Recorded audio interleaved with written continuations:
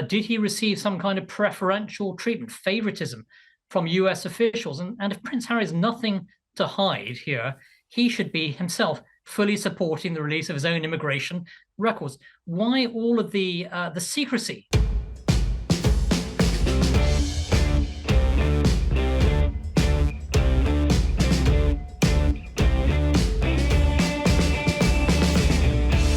Joining me now is Niall Gardner, Director of the Margaret Thatcher Centre for Freedom at the Heritage Foundation in Washington, D.C. Niall is the man that's leading the charge, so to speak, against Prince Harry and his mysterious visa application in the United States.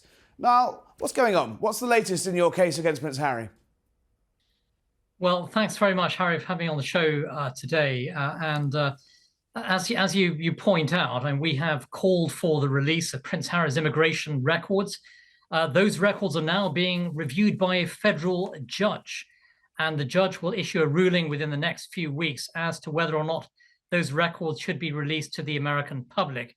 And we're arguing that the American people have a right to see what exactly Prince Harry put down on his immigration application to the United States, especially in light of his revelations of extensive illegal drug use in his own memoir, Spare. So we want to see accountability and transparency from the Biden administration. And the Department of Homeland Security has fought tooth and nail against the release of these records. But a federal judge ordered them to hand over the records for his review. So that's what's happening right now. And I expect, yes, we're going to see a ruling on this within the next few weeks or so. As you point out, Prince Harry, in his book Spare, he couldn't have been clearer. He used marijuana, cocaine, psychedelic mushrooms. Is it your understanding, based on hunch or based on a tip-off or based on any evidence, that he didn't provide that information of drug taking to the US authorities when he moved to America in 2020? Well, we're simply asking US officials actually to release the records because we don't know exactly what Harry put down on his immigration application. We want to know whether or not he lied. Was he honest?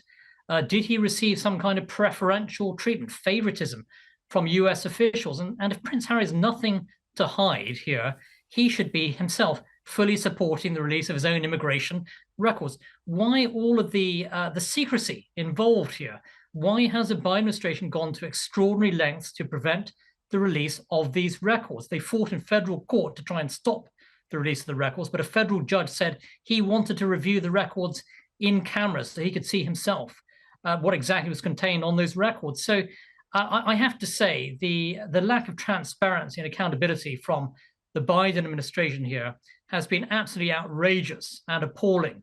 And the American people have a right to know whether or not Harry told the truth on his application here. And if anyone lies on an immigration application to the United States, that's a very serious criminal offence here. So the stakes are certainly very high for Prince Harry right now. Just run me through what would the consequences be? Would he be banned from the United States? Would he be forced to return perhaps to the UK? What's the options on the table? Well, that's a very good question. And without a doubt, if you lie on a US immigration application, that's a criminal offence, a very serious offence.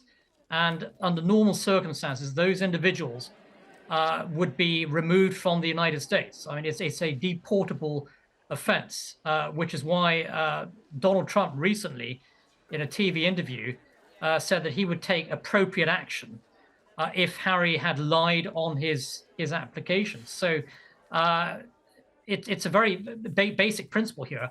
People must not lie on immigration applications. That's a criminal offense. Those individuals have to face the consequences, which can include, of course, deportation or removal from the country. So let's see exactly what Harry put down on his application. But if he lied, that is an extremely serious offence, and normally an individual who lies would be removed from the country or asked to leave the United States of America. Do you think we might be able to see any of this evidence? Is there any feeling of those closely linked to the case, your lawyers and your team out there, that perhaps this visa application could be unsealed in the way that documents are often unsealed in court cases? Will we ever get to see this visa application, or are you concerned this is going to continue to be done in secret? Well, I think so far the legal case has gone very, very well. The federal judge has treated this issue very seriously. We've had 2 federal court hearings before a federal judge, and so this has become, I think, one of the most significant immigration-related legal cases in recent U.S. history. And so far, we believe the case has gone very well. And the fact that the judge has ordered to review the documents himself in camera is the legal term here. That's a very, very positive sign. And in many cases like this, where a judge does review documents in camera, often the documents are subsequently released. So we'll have to see what the final outcome here is, but we are very positive. We believe the case has gone extremely well so far, and we believe that the American people have a right to see these records in the interest of openness and transparency. After all, this is the United States of America here. It does feel, though, that the Biden administration, the Biden government, has been fighting this tooth and nail up to the point where they couldn't fight it and are now cooperating. Do you think that would change with a potential change of administration? Obviously, you mentioned Donald Trump's words on this, but do you think that the timescale of this case could bleed into the next administration, possibly with a change of government in the United States next year? Well, I think that Donald Trump, who could well be president again of the United States, I mean, he's made it 100% clear that he regards this case as a very serious matter, and he has stated publicly that he would take appropriate action against Harry if he lied over his. He doesn't seem to be a big fan of Prince Harry, and he's certainly not a big fan of his wife Meghan. Do you think there is some sort of what is protecting Harry in this? Do you think he got special treatment because he's a royal, or a sort of woke progressive royalty out in California?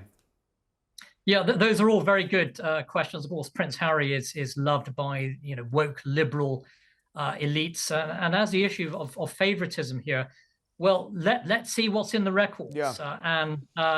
Have you heard from? Have you heard from? Is there any back channels from California? Anyone asked you to back off on this one, or any word from the palace even? No, I mean, there's been no statement from Buckingham Palace on this.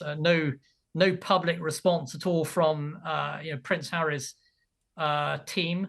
And at the end of the day, of course, this case is against the Department of Homeland Security. Yeah, we're calling on them to release Prince Harry's records, and they should release them. And also, as I said earlier, Prince Harry should welcome the release of the records if he has nothing to hide, and so Harry should be supporting the release. I wouldn't hold your breath. I wouldn't hold your breath on that one. I suspect if they've fought it this far, they'll carry on fighting.